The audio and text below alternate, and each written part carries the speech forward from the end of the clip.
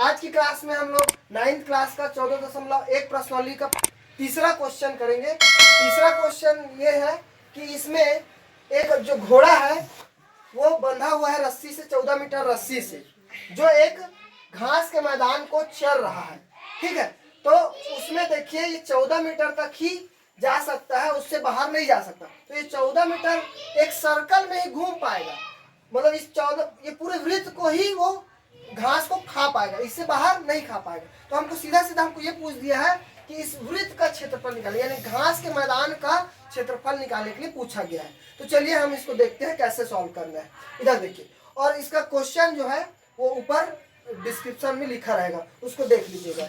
देखिए जैसे दिया है रस्सी की लंबाई 14 मीटर है, मतलब कि वो 14 मीटर ही क्या है, उस वृत्त की त्रिज्या है, उस वृत्ताकार मैदान की त्रिज्या कितनी है, 14 मीटर है। तो हमको घास के मैदान का क्षेत्रफल क्या हो जाएगा, पाई आर स्क्वायर। घास का मैदान क्या है, वृत्ताकार है, इसलिए उसका क्षेत्रफल क्या होगा, पाई आर स्क्वायर। जैसे मैंने पिछली कक्षा में बताया था, वृत्त का क्षेत्रफल पाई आर स्क्वायर होता है। ठीक है, तो देखिए पाई का जो मान होता है वो 22/7 होता है, और आर का मान 14 दिया, तो 14 का स्क्वायर कर देंगे।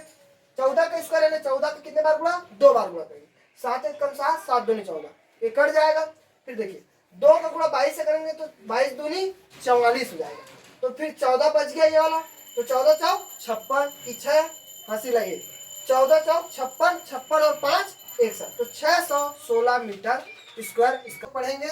ये फोर्थ क्वेश्चन 14.1 का ये टॉपिक है, इसका है 14.1 का चौथा क्वेश्चन है। इसका क्वेश्चन जो है आपको डिस्क्रिप्शन में मिल जाएगा। इधर देखिए, इसमें बोला है कि एक साइकिल का जो पहिया है, एक साइकिल का जो पहिया है वो उसकी त्रिज्या 35 सेंटीमीटर है। ठीक है, ये मान लो साइकिल का पहिया है, इसका त्रिज्या जो है 35 सेंटीमीटर है।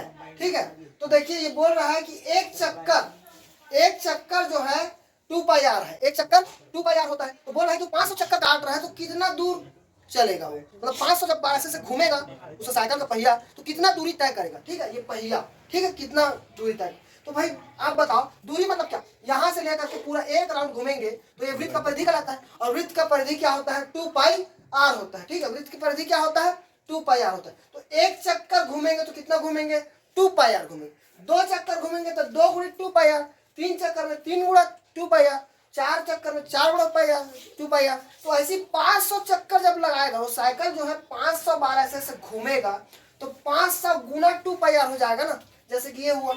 आ गया सबको समझ में। इधर साइकिल के पहिए का एक चक्कर, यहाँ लिखा हूँ एक चक्कर कितने के बराबर होगा, 2 पाई, क्योंकि साइकिल का पहिया एक चक्कर जो घूमेगा उसकी परिधि क्या रहेगा, वृत्त, और साइकिल का पहिया वृत्त होता है, वृत्ताकार होता है। तो वृत्ताकार होता है तो एक मतलब साइकिल के एक चक्कर अगर लगाएगा उसका पहिया तो 2 पाई आर घूमेगा। तो 500 चक्कर में तय की गई दूरी कितनी होगी, 500 गुणा 2 पाई आर होगा। कितना होगा, 500 गुणा 2 पाई, और आर का वैल्यू दिया 35, यानी कि जो त्रिज्या है उसका 35 दिया है। मैं पिछली क्लास में बताया था कि जो वृत्त है उसकी परिधि का सूत्र होता है 2 पाई आर, क्या होता है, 2 पाई, तो उसी में रखना है। तो देखिए आर का वैल्यू 35 यहाँ रख देंगे, और पाई का मान होता है 22/7।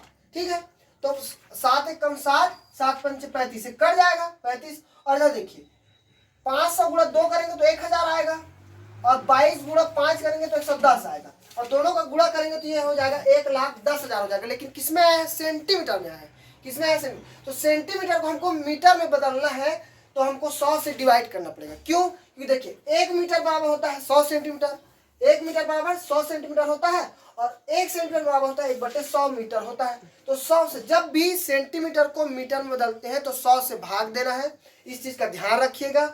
और अगर मीटर को सेंटीमीटर में बदलना है तो 100 से गुणा करते हैं। तो 100 से जब भाग देंगे तो ये 0 कटेगा, ये 0 कटेगा, तो ये आ जाएगा 1100 मीटर इसका। ठीक, 14.1 का 5वां क्वेश्चन देखते हैं 9th क्लास का मैथ्स में। देखिए इसमें दिया है कि पहले वृत्त का त्रिज्या दिया है 3 मीटर दिया है, तो हम पहले वृत्त की त्रिज्या को R1 मानते हैं, पहले वृत्त की त्रिज्या को R1 मानते हैं, और वो 3 मीटर दिया हुआ है। और क्वेश्चन में बोला है कि दूसरे वृत्त का क्षेत्रफल जो है वो 9 गुना है पहले वृत्त के क्षेत्रफल।